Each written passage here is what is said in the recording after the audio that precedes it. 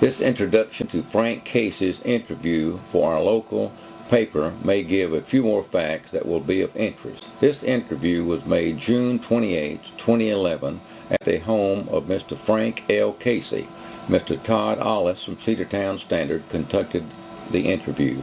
Present were Frank's daughter Carol Casey and Millard Greer. Frank L. Casey was born December the 16th, 1919 in Cave Spring, Georgia. Most of his life he lived and worked in the Cave Spring area, moving to Cedartown about 10 years ago. November the 25th, 1940, we find Frank Casey as a private in the Georgia National Guard Cedartown unit, serving as a cook. They were at Camp Stewart, Georgia, when the war started, December the 7th, 1941. Frank stayed at Camp Stewart for a long period of time because of a mix-up in Army orders. Finally, all of this was cleared up and Frank volunteered for the Army Air Force. He passed the test and was sent to flight school, qualifying as a pilot for heavy bombers. He flew a B-24 with full crew to England. He was assigned to the 8th Air Force 487th Bomber Group at Levingham, Suffolk, England. Frank flew a total of 54 missions with this unit over Europe. One of the famous planes he flew was the Piccadilly Lily, serial number 43-38044, which was lost in combat February the 6th, 1945. He also flew the Green Hornet, which was later scrapped for parts. It was in this B-17, serial number 43-39068, that Frank made the crash landing at St. Margaret's at Clift, Kent, England, on January the 8th, 1945, with no injuries to the crew. He was awarded the Silver Star for this action. Frank gives the details in this interview. With the help of many of my English cousins, the exact landing site has been located and several pieces of Frank's plane have been recovered with the help of metal detectors. Frank now has a piece of his plane in his possession, courtesy of our English pals. The exact location is in the area of Nelson Park and Station Road. This is still a farm field as it was in January of 1945. These are the names of the good folks who made all of these findings possible. Ruth Nicole, my first contact and the person who connected me with these others. Without her assistance, none of this would have been possible. Her title is Keeper of Archives for St. Margaret's, Kent History Society. Kathleen Hollingsby, a local historian, who advised me to run an ad in the local Dover paper, which I did with good results. Brian Cole was 1 year old when Frank's plane landed near his father's home. Brian still lives there today. He remembers his father telling him stories about this event. He knew the name of the lady where Frank used her phone to call the Air Sea Rescue Service, a Mrs. Marsh. Ted and Malcolm Finnis, brothers, remember seeing Frank's plane on the ground on their way home from school and were able to get a very good look. In February of 1945, they watched as the Army disassembled this B-17 and took it back to their base. Maurice Willard was also part of this group. Malcolm Finnis told me that after seeing the B-17, he was hooked on airplanes for the rest of his life. Malcolm worked in the aircraft industry for many years, writing several books and one novel.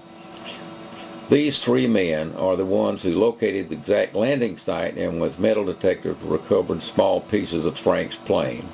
Frank was transferred to the Far East, flying C-54 transport all over the Pacific area and Japan. He landed at a Japanese naval air base called Atsugi on September the 1st, 1945.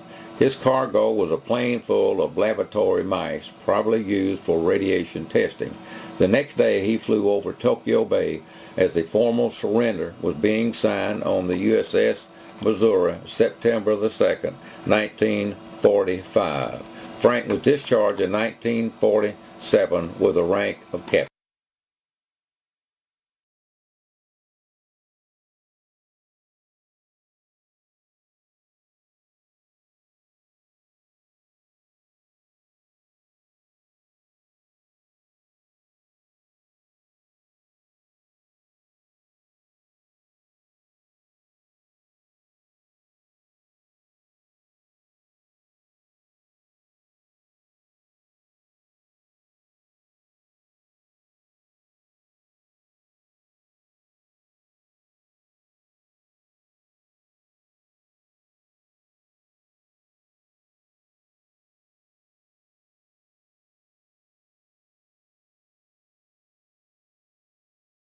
We can't go to the Air Force, you know, get pilot training. People had taken an exam after us had already graduated from pilot training, but we'd been there a year doing nothing. They didn't know what to do with us. Able bodies sitting there doing nothing, huh? They just set us over to the stockade. We weren't assigned to anybody. And we chased prisoners in the stockade with a shotgun loaded with buckshot for a year. And so Thanksgiving came, and the boy said, I talked to my daddy, and he's going to Mr. Patterson. Mr. Patterson told him, says, I'll be back in Washington Monday. And he says, the first thing I'll do, I'll find out what's going on. Well, on Monday afternoon, about 4 o'clock, the warden came around and says, get to the stockade as fast as you can. Says, don't stop for nothing. He says, if they play taps for the end of the day, you do not stop. You get your prisoners and get there on the double time. And so we got there, and they kept they cut our orders that night, gave us the money, and hauled us to Savannah about midnight, and they couldn't get rid of us quick enough. Wow. And we went to Nashville, and After then I started my training. And I went through primary and basic and advanced, and then went to actual field and learned 5B-24s after I got my commission. And then I trained in 2 months in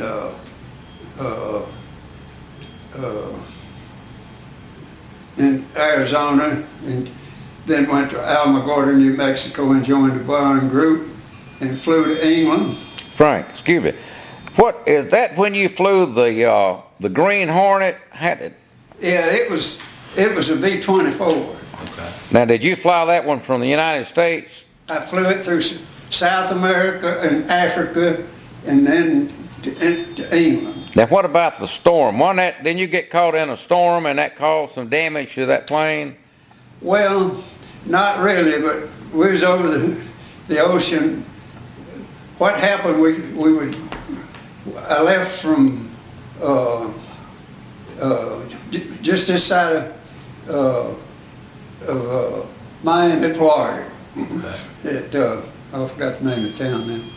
But flew from there, and I went to Puerto Rico in South America, and then went to Dakar, flew across from Belize to Dakar in Africa, and across the Sahara Desert and into French Morocco, and stayed there about 3 weeks, I guess, and then flew from there to Scotland. Okay. And quite a change. That was getting me to England. That was in a B-24, and I had a 10-man crew. But I didn't have any contact with my crew except just meet them and see them occasionally. But after that, going there, we went to Trinidad, Puerto Rico and Trinidad, British Guiana, flew across the Amazon and Brazil all the way to Dakar, and flew from Dakar across the Atlantic to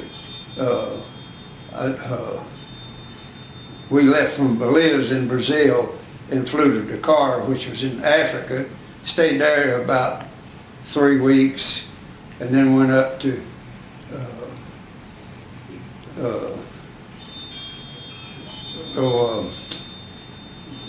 I forgot the name of the town now. But anyway, then we flew from there to Scotland. Okay. And then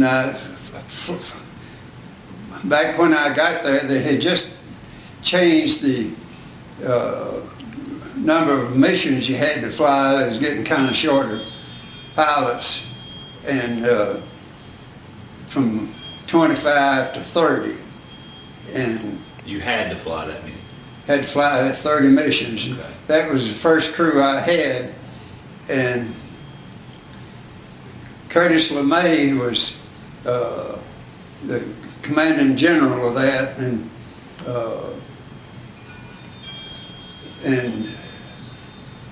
I had two squadron commanders while I was over there, and one of them I was very close to, and with my first one, and I finished with our group. I was the first one to fly 30 missions, and they could take back about 6 or 8 people from that, and I came home, stayed about 3 months, and they sent me back to England, and I flew 24 missions that time, and but I saw I flew 157 hours in Germany, over Germany. Wow. You don't think of it, you say, well, that's not many hours. Yes, it is. But you work a 40-hour week, well, that's 3 times that. Yes. But And that was quite a hot zone at that time. but I don't say I was good. I was lucky. I had some real close calls, and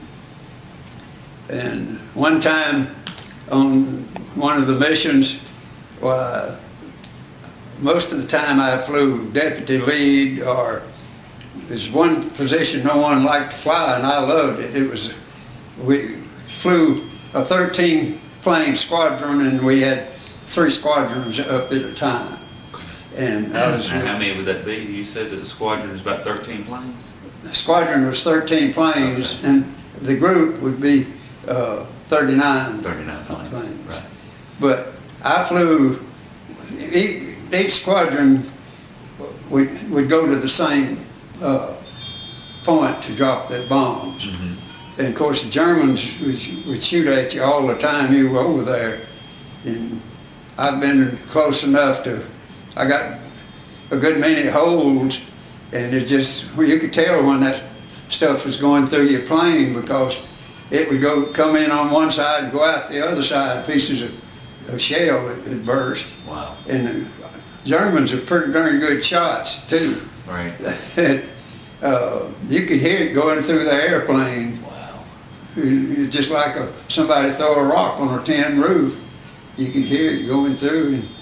But I was lucky. I never did get a lot of holes. I got holes, but not a lot of them. No one hurt. What's going through your mind? But when you're up there, you just pray that you get through there. Right.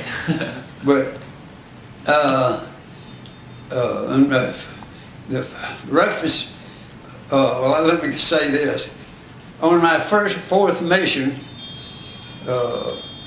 my bombardier we were flying deputy lead, and it was the first time we went over Germany and was going to bomb an oil refinery.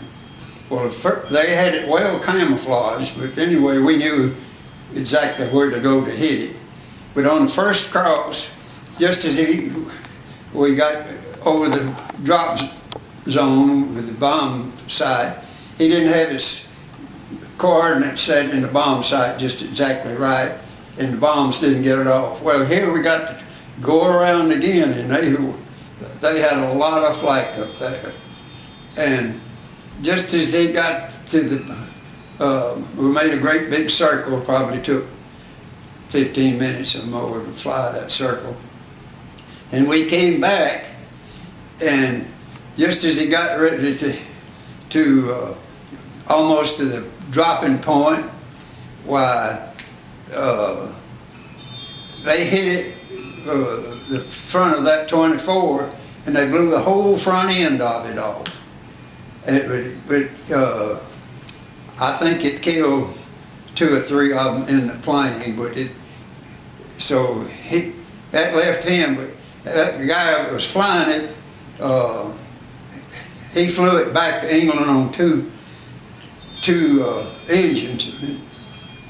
But he was going down, we were probably around 24,000 feet. And then on the third time around, why,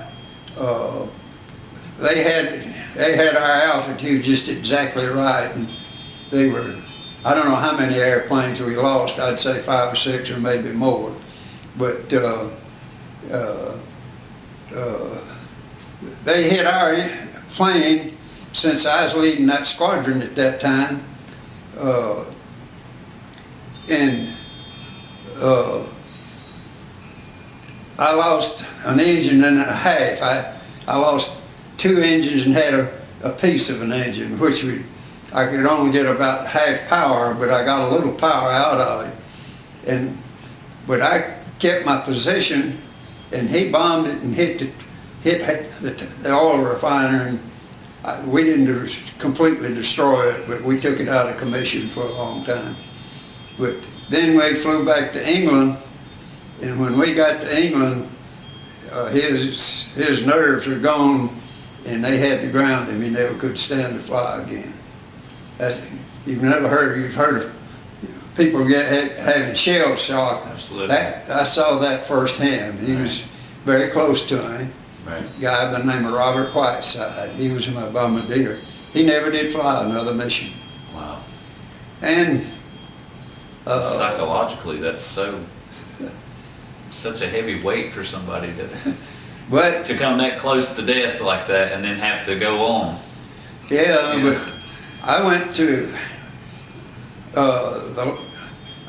one of the worst missions I went on was to Magdeburg in Germany, over in Germany a piece, and they had so many airplanes, and the Germans, they told us in briefing that they had moved 100 guns to Hanover to defend it, and they sent probably, I'd say at least 300 airplanes to get that one refinery. And there's so much shells erupting up there and stuff till it was smoking.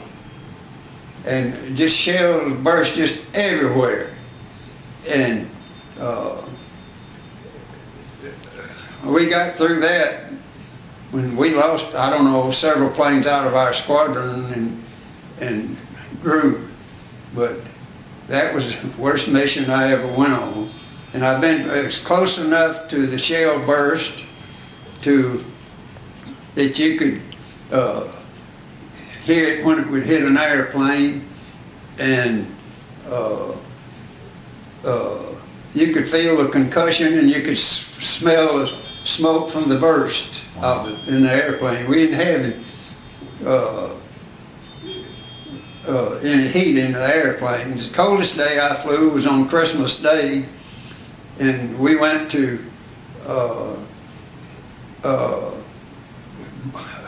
edge of Berlin on the eastern side of it, and we're supposed to have been going to there, and we were going to bomb at about 24 or 26,000 feet, which would have been maximum practically.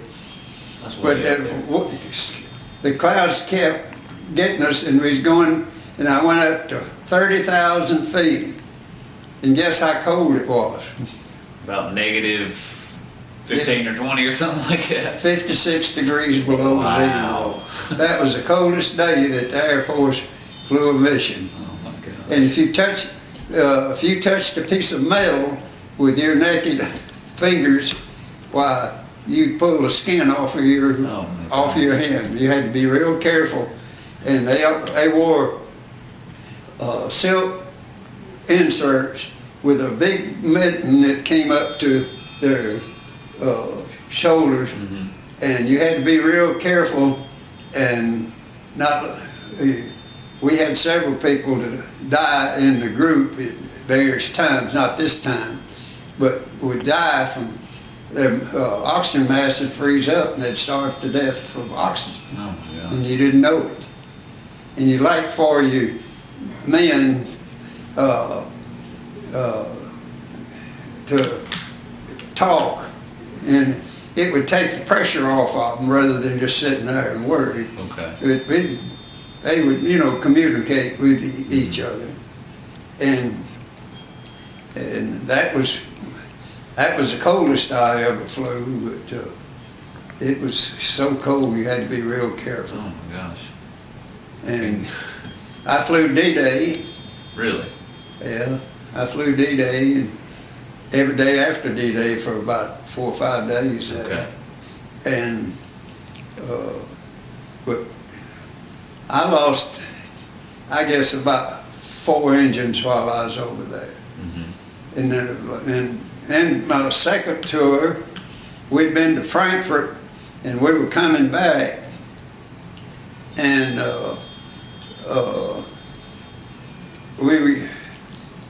they wasn't supposed to be up there, but they came across the most narrow point of the English Channel, which was 16 miles, Okay. and halfway over was a team, and everything on that airplane shut down. The radios, the intercom, all 4 engines quit, and nothing would work. And the co-pilot and I was, well, it was a center, that was on my second tour, and we tried everything. We cut this off, cut that off, tried to feather engines, couldn't feather engines, couldn't talk to anybody except, you know, with, Who was sitting right, we didn't have right an next to oxygen you. mask on because Okay. we knew that wasn't there. Yeah. And I gave the order. I asked the navigator, Sander, I says, go straight or turn and go back to England. He says, just a second. He says, if you turn around, you won't make it. He says, go straight. So we were losing 1,000 feet a minute, and we were at 8,000 feet. So see, I had 8 minutes to figure out. Yeah, Well, I never did right? get anything to go. And I tried to get the gear down. They were electrically operated on the 17. That was on my second tour. Couldn't get the gear down, couldn't get the flaps down, couldn't get the engines to run. Intercom didn't work. And of course, I was having to give commands of, you know, sent word for the radio operator to call RC rescue, which I was calling too. Yeah. And we were shutting down the engine, pull the master switch, turn the master switch on. We did everything we knew to get that thing to run, and it didn't. And when I broke through the clouds, it was tremendously, got in the clouds, and of course, at least my needle and ball operated, and my horizon. But the clouds, when it started, we were above the clouds. Okay. And you couldn't see exactly where you were. That is, you had to be sure that from what the navigator kept up with where we were going. Right. But we broke through the clouds, and it was an extremely rough day. The swells in the North Sea were probably 20 feet high, and you would maximum you'd live if you had to ditch that time of year. You'd live a maximum of 50 minutes of that. And If you but just anyway, survive the impact of landing. I told them, I says, had sent word back to the guys to they was flying 17. I sent the word back to whenever we got to England, jump. Well, we kept trying to get it to run, and of course you couldn't see anything. And whenever we got to England, I was about 200 feet in the air. Oh my gosh. And I sent word back real quick. I said, go back there and tell them not to jump. We can fix them to hit the ground. And the That's guy too low to ran jump, back there right? right quick. And Jeffers was in the door, and he was with an escape hatch. And he was about halfway out, and he grabbed him and told him, we're fixing to hit the ground. And they jumped in the radio room on the 17, just one on top of the other one. They didn't enter there, they just all ran into that and jumped in, excuse me. Well, as close as 2 houses is across the street up there. Okay. And that In was between easy. two houses. And it didn't go very far. I'll show you a little bit of picture of that in a minute. Okay. We didn't go very far, and that was the easiest landing I ever made. The tail of that doggone airplane hit the ground first. And it didn't jump, it didn't slide ways, it went straight till it stopped. Never did. Of course, the engine's props hit the ground. But it didn't tear that airplane up except the engines. Wow. There's, props. Now, you'd And have that's to look the- at this right close right here. Now, I'm going to show you something. You see that? It says, wait a minute. Here's the track. Let's see. 62 yards from right here to right there. Post 16.30. I think they say post 16 or point 30. You Yeah. post 16, yeah. Victory, this is a road 30 yards wide. And see, here's where I first touched down at point 30. And I flew it right there. That's the boys from England sent me that stuff that found the part. Okay. He Okay. he's written several books, Malcolm Finis, and so he drew that off, and he's familiar with aircraft and this type of thing. Malcolm Finis, and he's a Brit, huh? Yeah. Okay.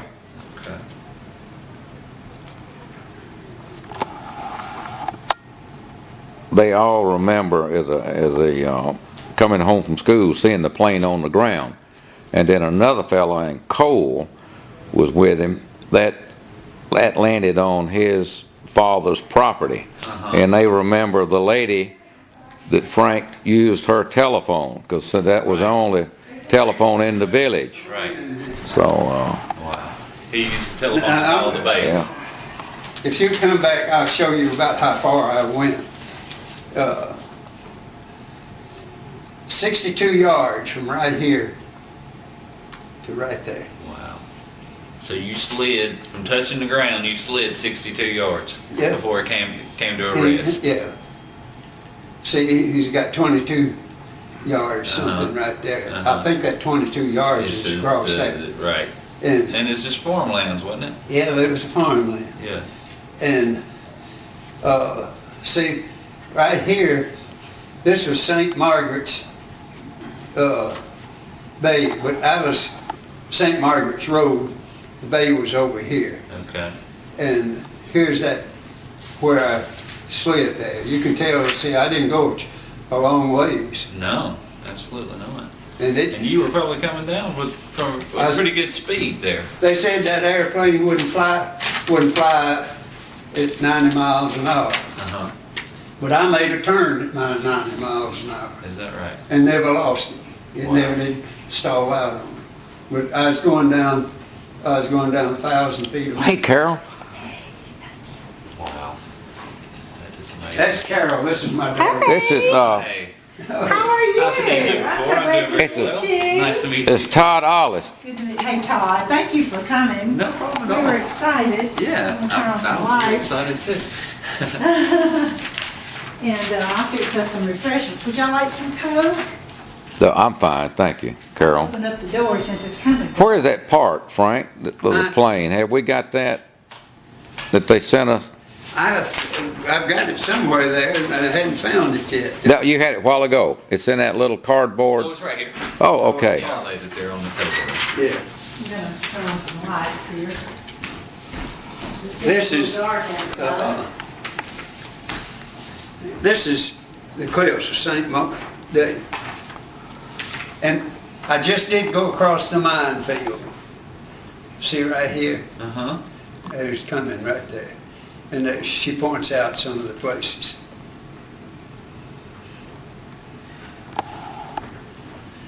We went to, actually, And we is this came where in you along. Came in here? Pardon? Is this where you came in? Okay. Aircraft control. Ah, okay. See, Okay. You landed out here somewhere. yeah, Port 9, close to Victory Road. Okay. Victory Road. I don't know if you can see Yeah, Townsend Farm. But, Townsend Farm's right there. yeah. Is that where you landed there, Townsend Farm?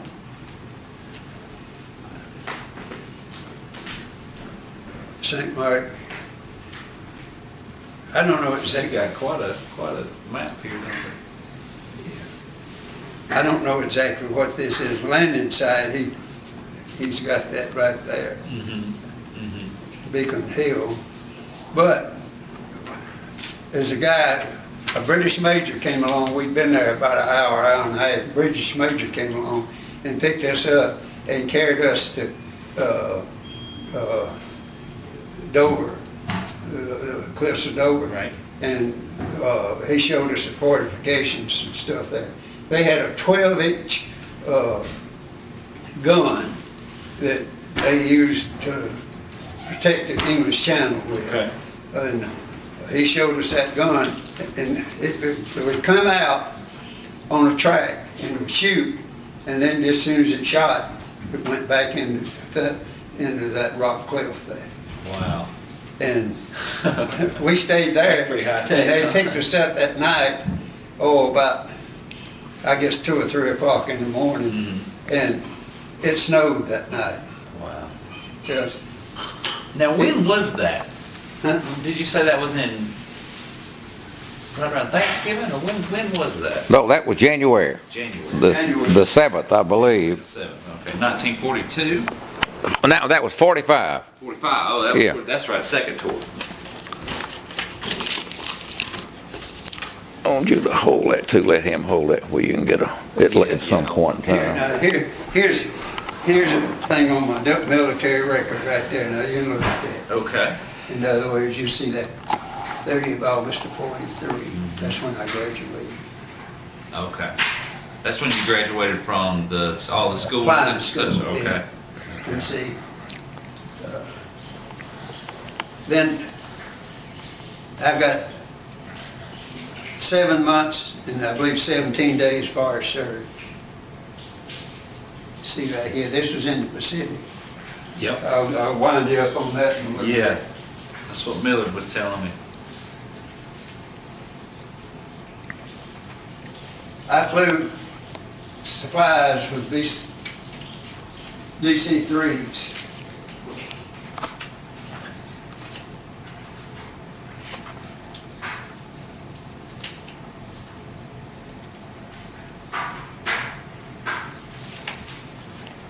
This is the same thing right here as that right there. Okay. In other words, Yep. you can see that. Yep. That's my discharge right there. Okay. And I wouldn't let them, they wouldn't give me a discharge. Uh-huh. But my mother died in January and I went back and I wanted out. And it took me 4 months to get a discharge and it's kicking me out of the. January 47, and you didn't get out till May 14th, 46. Really? Well, see, you're not familiar with there's 2 branches of the Army Air Force back in those Okay. days. It was a regular Army, it was AUS, Okay. Army of the United States. And then when I got that commission, I enlisted me in the National Guard, was an AUS in the United States Army. I got them backwards. You was the United States Army and the Army of the United States. Oh, That was wow. a temporary thing. It was 2 different things there. I did not know that. But see, if you see there where I served, if you see that. Yeah, I was gonna write that down. This is an amazing part to me. Wounds received in action. None. All them missions you flew and didn't. I didn't have a single man to get a scratch. A single man under your command. All those Was missions. not hurt by any Wow, Army that's action. amazing. And I'll tell you something else about that.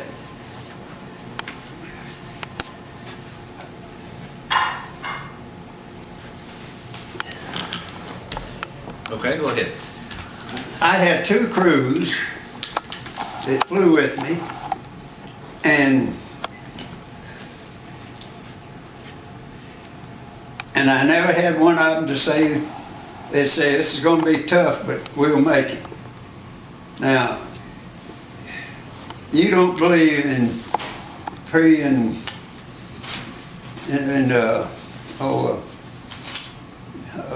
Predestination. predestination.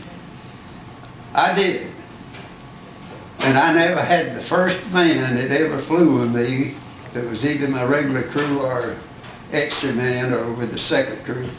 They'd say, I hate to go on that mission, but it's gonna be tough, but we'll make it. But you'd be surprised at the people that told me that didn't come back. And out of our first bunch, I guess about half of us got killed that went over there. You know, you can figure, we had 12 crews with 10 men in it.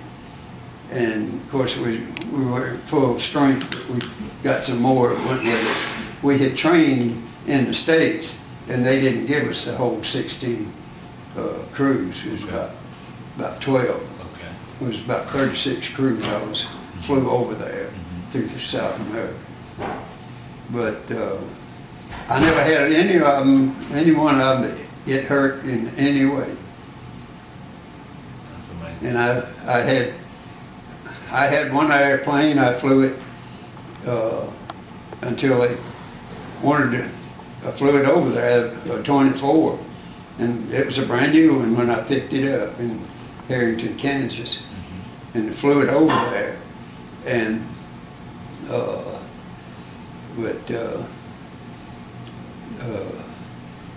I had those 10 men that went with me there.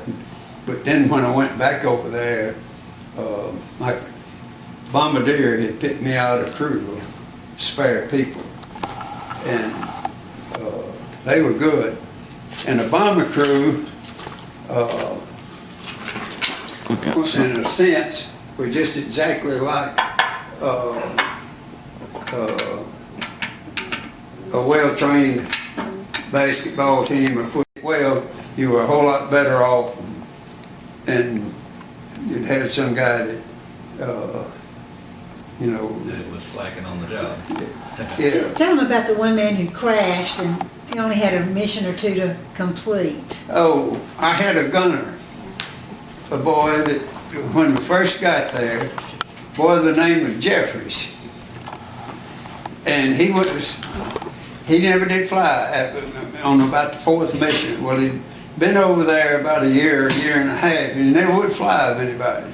And I went back over there, and on second tour, he came to me, and his name was Jeffries, and we called him Jeff. Everybody went by their surname and didn't go by their first name. Right.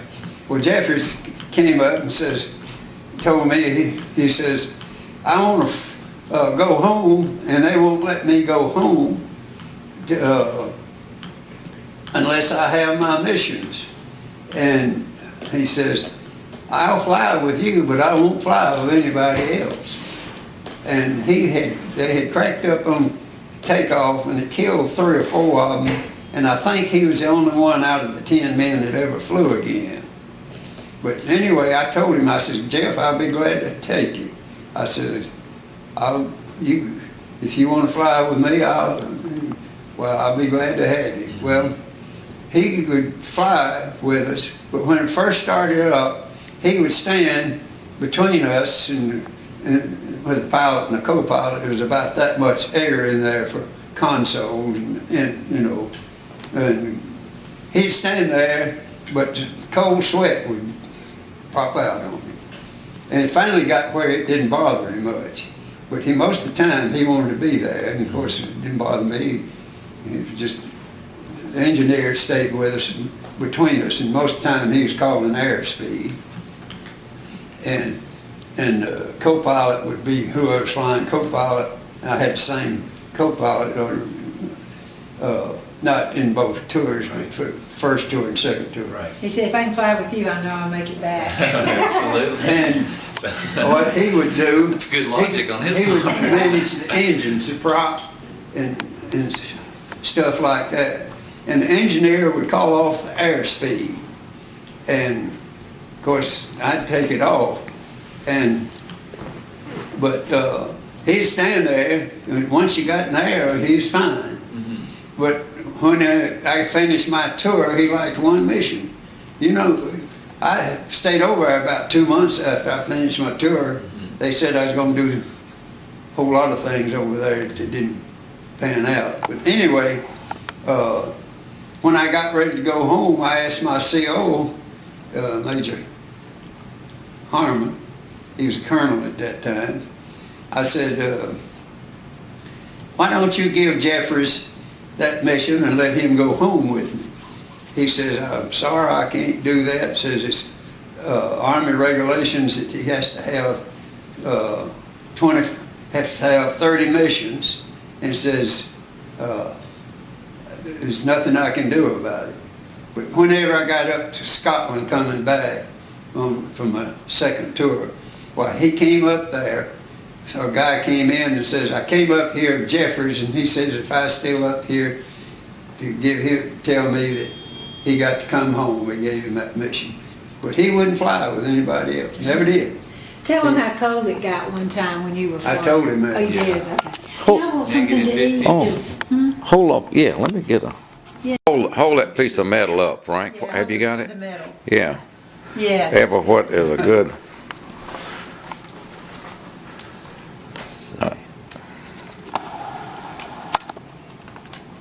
Sorry, I'm just getting the camera set up here. It's still a little bit dark.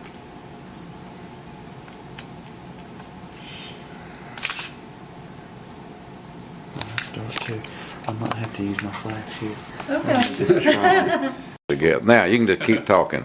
In a minute, Frank, when you get time, won't you tell him about seeing that V2 rocket Okay. when you were up at In England. in Germany. No, when it flew up, were y'all in the air and you saw it launch Yeah. and come across? Yeah. No, that was the Germans that had those, right? Yeah. Germans had that. Yeah, I well, didn't fly in any That combat. He was good over- technology. Where were you when you saw that? Over France. Oh, okay.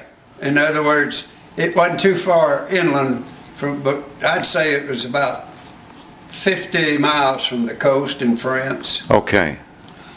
We had gotten up to altitude, pretty much to altitude, but all of a sudden they started look, and and of course I couldn't see that well because I could not see the ground when you was flying up there. Sure. Because the fuselage, I was looking over the nose of the airplane. Mm-hmm.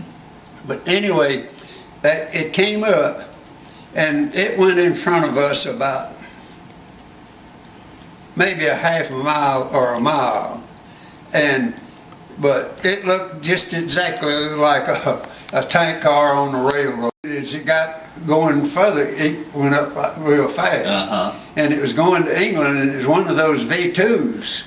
It wasn't one of those buzz bombs. Right. It was one of the big ones. It was a V2. Right. It was a biggie. Right. And I don't know what it hit, but they saw it before when it was fired from the ground. And see, anything we saw unusual on a mission, we reported it. Mm-hmm. And we bombed some maybe the target would be socked in. On a bomb run, it lasted about 20 minutes, from 18 to 20 minutes. And you flew straight and level and the same speed. Mm-hmm. You didn't vary because you had to keep it on a 24, 160 miles an hour. In order to hit your target, right? In other words, it's just like if you was looking through a surveyor's transit, if you shake the thing, it's going to throw it. If you're shooting a level, it's not going to be accurate. Right. You know what I'm talking about Right. there. But that was the secret of the northern bomb sight. Mm-hmm. But you could hit what you wanted to with it. And that was the only time I saw that. And I saw, they said that before I came back, the rumor was, and it was I think in the Stars and Stripes, that I was going to fly a mosquito observance plane, but that fell through because the Germans had the first jet plane that was ever made, and they could fly that thing, and they couldn't get even close to it with a P-51 or anything like that. It just run off and leave them. Wow. But they didn't have any gas or any fuel to put in it. See, Magdeburg, that was the last oil refinery they had. And of course, you're not going anywhere in an army if you don't have gasoline or oil. So that was probably your most important mission, or Well, most successful mission? I guess so. In terms of results. Yeah. We went there twice. First time we didn't get it. They sent about 4 groups in there, and we bombed it and they bombed it, but they didn't get it. But then they sent practically the whole 8th Air Force. I think there's over 500 airplanes for one target. And they got it. Yeah. But it got so doggone smoky up there, it was actually smoke that you could see from the shell shock burst. Right. And we got it that time, and it was just airplanes everywhere. And of course, they were knocking them down pretty well, too. Right. But the time our group got shot down on Christmas Day before the war ended, I got flak leave. And anything that was good, I usually wound up with it for our squadron.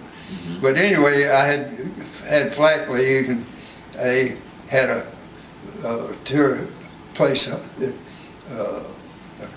kind of a castle that the Army had taken over just for the Air Force pilots and stuff.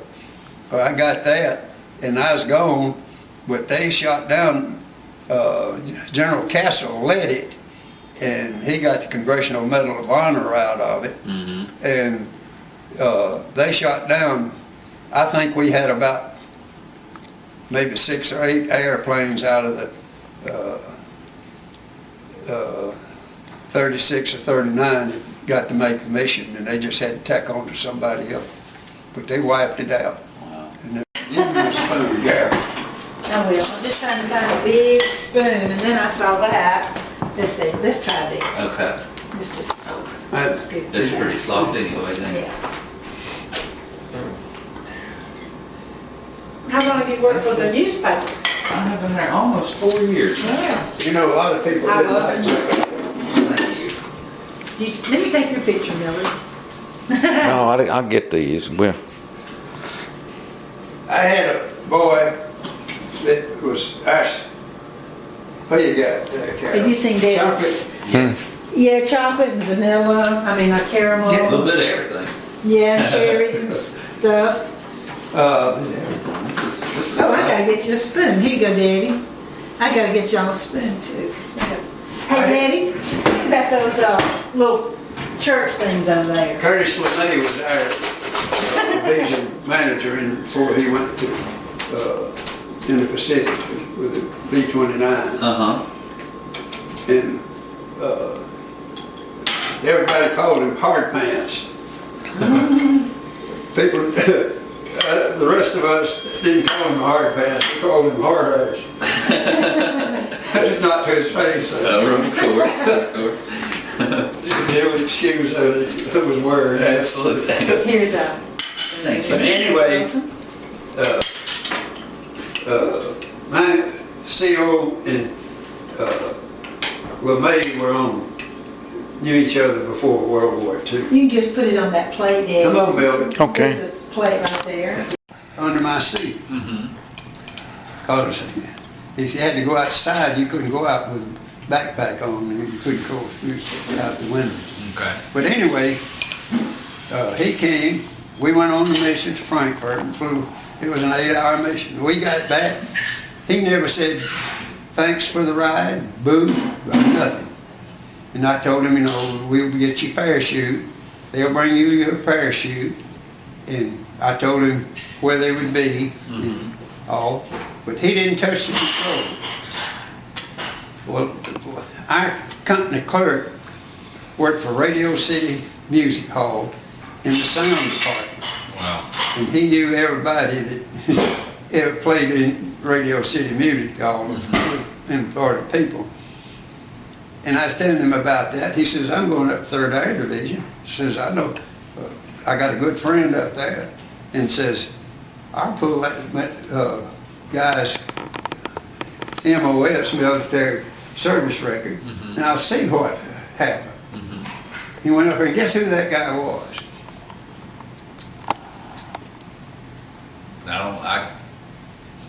You remember whenever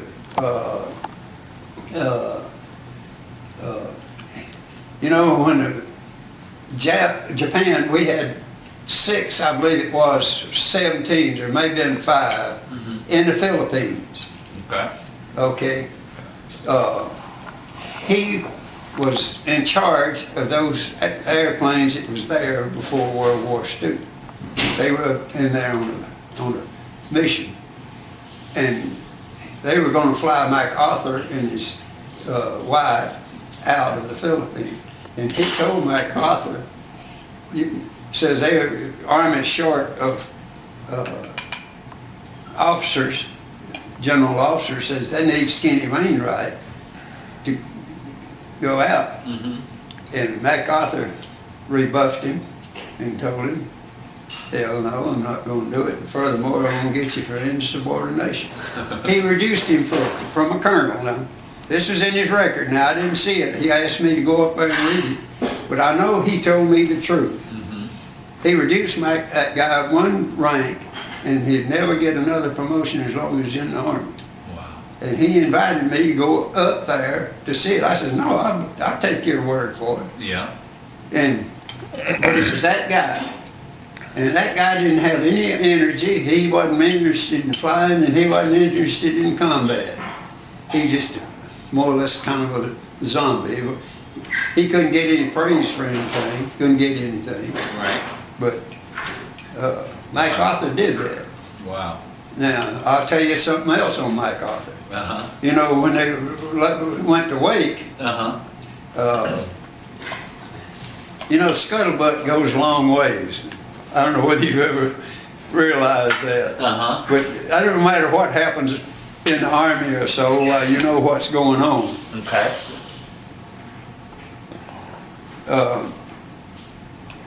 MacArthur was saying, you know, he was supposed to land before Truman did. Right. And Truman, they moved everything off of Wake, I think. And going into land, and Truman says, I don't see MacArthur's airplane down there. Says, he's supposed to go on land before I do. He says, that guy says, he's flying around up there. And he called, I guess MacArthur, Truman, I don't know whether he called or had pilot or now or some, one of his aides called, but he says, told, you know, Truman didn't have any use for MacArthur at all. I don't know whether you ever knew that or not. It seems like I have heard that. Well, anyway, he said, MacArthur has not landed yet. He says, Truman says, I guess he used some profanity. He used a little bit.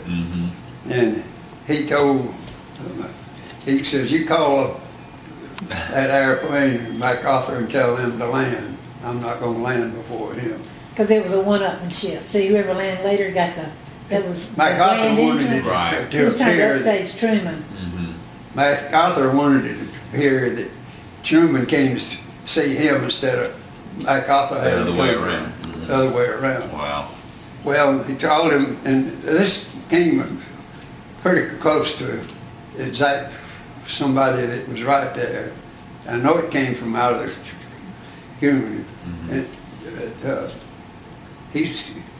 MacArthur looked at that pilot and says, I told you to land after the president did. What the hell are you doing? He says, I gave you orders not to land until after Truman had landed. He said, I had orders, sir, to land. He says, who in the hell gave you that order? He says, President Truman. Mr. MacArthur says, oh. Wow. That is quite a story. Well, while he's eating his ice cream. Early 17, one of the earliest ones made. Okay. And we used it to check out, they just a spare thing somebody wanted to ride around or do whatever. And Didn't have any communications. no, radios didn't work, lights didn't work. Well, we carried, McDonald lived in barracks with me, and he was a squadron bombardier, and he got injured. And he stayed in the hospital about a month or 6 weeks over there before he got strong enough to go. And it came Christmas, and he wanted his clothes. So he gathered up his clothes, and we were going to fly him down to go to London, and they said that thing was just a short distance from the main base at London where they did all their flying from, in defense of London. We got down there and it was about 45 miles away. By the time we went there and got back, it was getting dark. And we started back, and of course it was a period in there, and it gotten where the Germans wasn't coming, and they used some lights around. And it got dark on us, you know. Britain doesn't have much daylight in this so far north. Okay. See, all of Great Britain is further north than Maine in this country. Yep. But anyway, we got in the old airplane, we was going back, and of course it got dark, and we was flying it on, contact, what you could see instead of instruments. Well, they had a doggone red alert, and when they had a red alert, they didn't just pull it off in one town. Every light in England went off.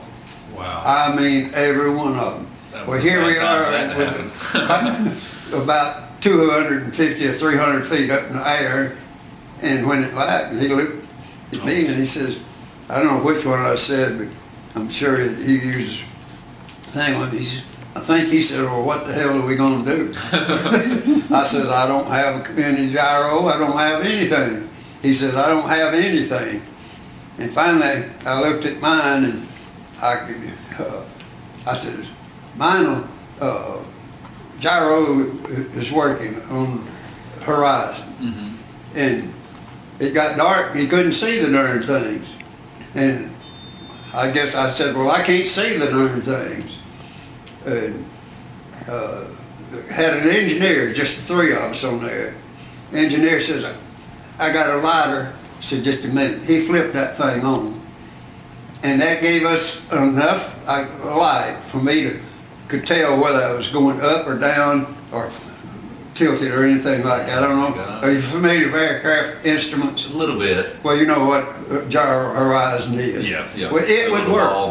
But it wasn't giving you altitude, you going up or down, didn't work. That's the only thing that worked on there. Even though there wasn't any lights, it worked. Well, I guess our group knew we were out there somewhere in that old airplane, and they fired a flare. It was about a 6 or 8 inch flare, and it would go up to about 12 or 14,000 feet.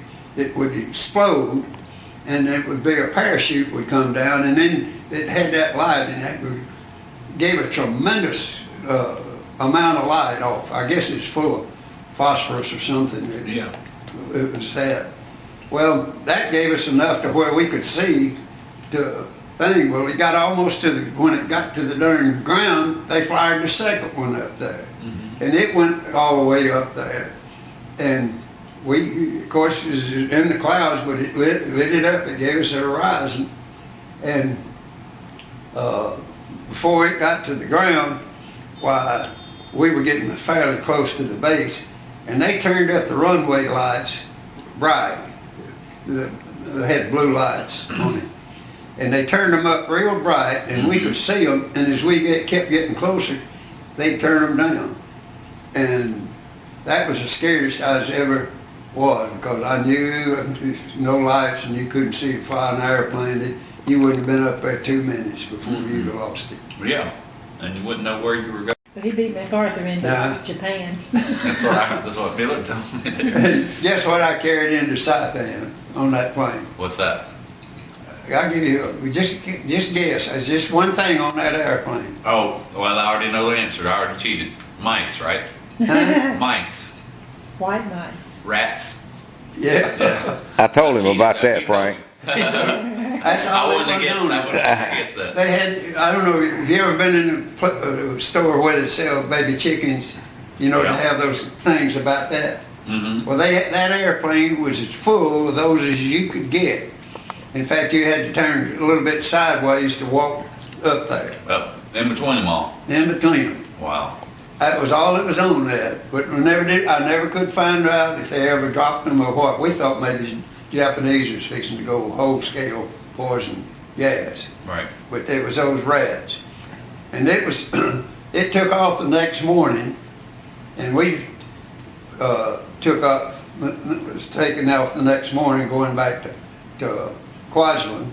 And we were taking off at the same time that Enola Gay was taking off going to Japan. Wow. Of course, we didn't know what was happening. That was a different airfield, but we had to go right over that doggone, almost directly over that airfield. Wow. And they had that airfield pretty well secreted I there. bet they did. Tell me about that yesterday, about everybody going through flight school initially had to do one jump out of the plane, I guess practice evacuation. Okay. They discontinued it later. Okay. But they had one guy who just wouldn't do it. And tell them what happened to him. I had a guy, he was in primary. It was before I got there, but what happened, is probably doing snap rolls, or he could have been doing loops. That's what all you did when in primary was landings and stalls and spins and stuff like that. Okay. Well, he fell out of the, he did a snap roll, I guess, and he fell out of the doggone airplane. And it caught just before the tail like that.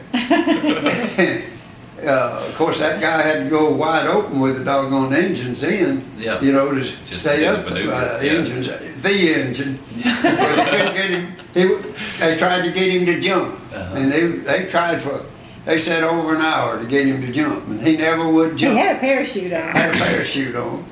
Well, the guy had to land with him on it. And of course, they washed him out when they got him down on the ground. That was the end of his flying days. He was hanging on to the tail the whole time. Oh my God. The miracle. Just in front of the stabilizer.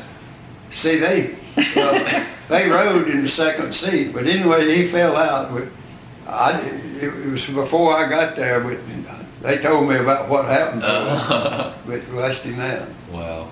And they had another little boy by the name of Binger. And he was a cocky little devil. He wasn't but about 5'10", but he'd been in the paratroopers. Oh, Binger, he'd flown, you know, and made, I don't know, a good many jumps. I think he maybe was an instructor in jumps, but anyway, we got where first quarter, first month was mostly with an instructor, and the second thing was a lot of landings and takeoffs and spins and stalls. They made to put two people in an airplane, or one person. You fly at that, and you were doing, you know, going out and flying by yourself. But anyway, old Binger, up about 15 miles from there, some big farmer is out of Greenville, Mississippi. Not Greenville, but but anyway, right on close to it's Greenville, right close to the Mississippi River. Well, there's big farming going on out there. Well, this old boy, he found some black guy that was on a tractor, the tractor, and he'd get up there and buzz him. And there's a black guy, and he'd run him off. He scared to death. He'd run, get the house, and the guy says, y'all got some dang, I guess he used some Christmas words. says he says runs my nigger off working on the tractor. Says you can't run the tractor for that guy buzzing it. It says he's scared, and that went on about 2 days.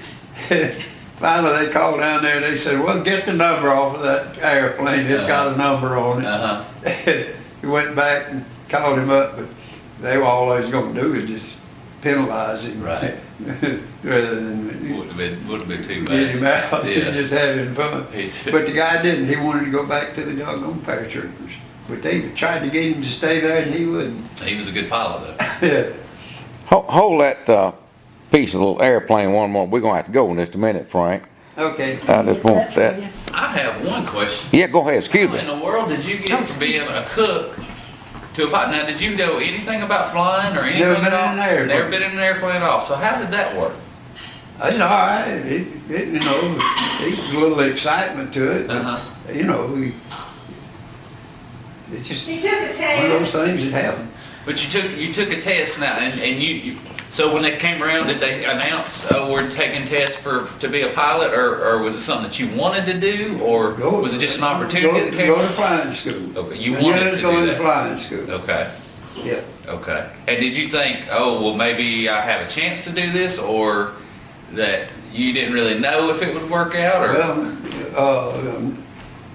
Well, they dropped the qualifications just about 2 weeks after the war started, to whether if you could pass the examination. Okay, Before you had to have a college education okay, before the World War II. right. But then they wanted a lot, They needed a lot then. people that were smart, and I took that examination, and about 1 out of 10 was all in passing. Wow. I'm talking about some college Some people. college educated. There was about, I'd say 10 or 12 in the company I was in went down and took it, and I was the only one that Is passed. that right? Lots But of when math, they had I see. IQ test, I left with that National Guard outfit, and there's about 70 of us. Yeah, And they gave us an intelligence test, okay. and I think it had about 120 IQ questions on it. And I missed 3 of them, and there's one guy that was a mastermind that's extremely smart. He missed 2, he beat me by 1 thing out of about 80 people. And there's some of those in there that were college graduates. That's A lot of amazing. high school graduates. That is amazing. I don't know how I passed it, because I Thank you so didn't do much. that. I appreciate that. But a whole lot of things. Tourists had come to town. Uh-huh. They'd run from you, and they'd get out in the middle of the street and stop and look at you. Uh-huh. The only ones that would talk to us, Never had seen it. we found 2 Japanese women that were eating dinner, and they had a little wooden box about that long, Uh-huh. and about that high, and about that wide. And they were eating rice, and I guess they had fish in it, or we said fish heads. Okay. But they was eating it with chopsticks. Uh-huh. When they squatted down next to a building and eating. And they couldn't converse with us, but we talked to them a little bit. Okay. We watched them eat a little bit. Right. And then when, later on, we walking around there, and we was right close to the palace, and I did have, but there was 3, what do you call those girls? Geishas? Huh? Geisha. Geishas. Ones with the makeup and the suits and all? Yeah, all Yeah, that. geishas. There's 3 of those. Okay. And one of them could speak a little bit of broken English. That's hard to And that was the only That is. person that would talk to us. Back in those days. We got ready to go, and train came in there, and the doors fly open, and what's in them boils out like that, and what's standing there is they're coming out, and the others are going in. Uh-huh. We're standing there with our mouths open. No, Henry Hart, I never will forget him. He was about 6 feet tall, and he could put his hat on and stick his jaw out, and he looked just exactly like my father. But he just got to the side of the door on each side of it, just what was in that compartment. Uh-huh. It had seats that faced each other, hold about 7 or 8 people. Uh-huh. He says, there's just 3 of us, and I don't know which one. I said, what the hell are we going to do? He says, I'll fix it. he just walked up there and he caught on each side of it, and he took his foot and he pushed him out the other side. With him, yeah. You want me in there? Yeah, get in there.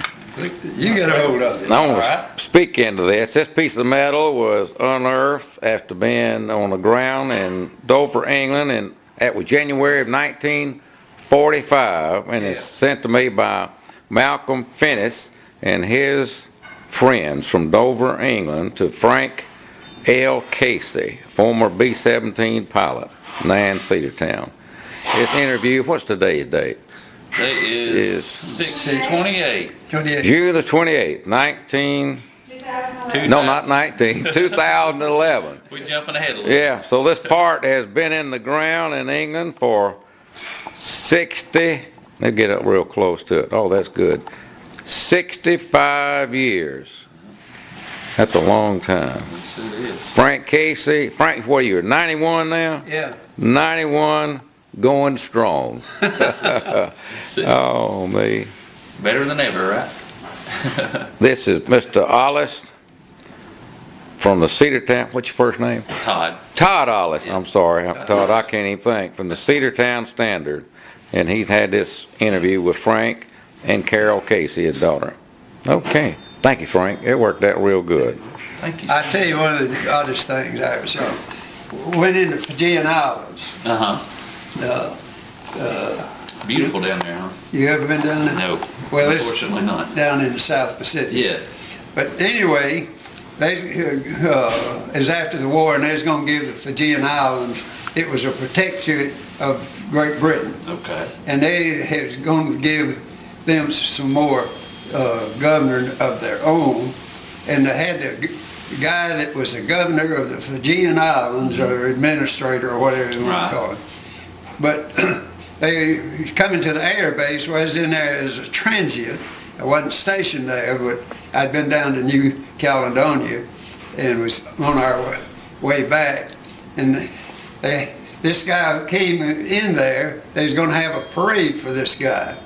Well, we wasn't in the parade, but we could observe it, and we stood off. But they took every man that was on that base and had a band there, and the CO of the air base and this Fijian came up in a Jeep, and they were going to review the troops.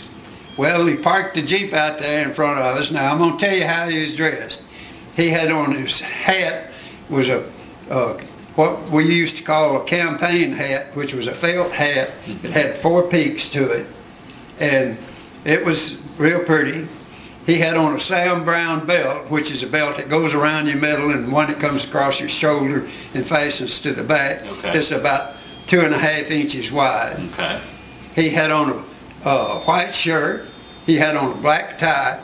He had on a tunic. It was like kind of like the military uniforms that we wore, but it was a pale blue, beautiful color. Wow. And of course, his skin was a little bit on the brown side. But he had on a skirt, and all the way around that there was probably little points that had blue and red and white. Came to a point, and they were about 2 inches wide, I guess. And on the end of it was a sterling silver bell about as big around as a little Christmas bell that you see on wreaths and things. About like a small, not as large as a golf ball, but about 2/3 the size of a golf ball. Okay. And he got out of the Jeep. Guess what he had? He's barefooted. And that was the main man of the Fijian Islands. Wow.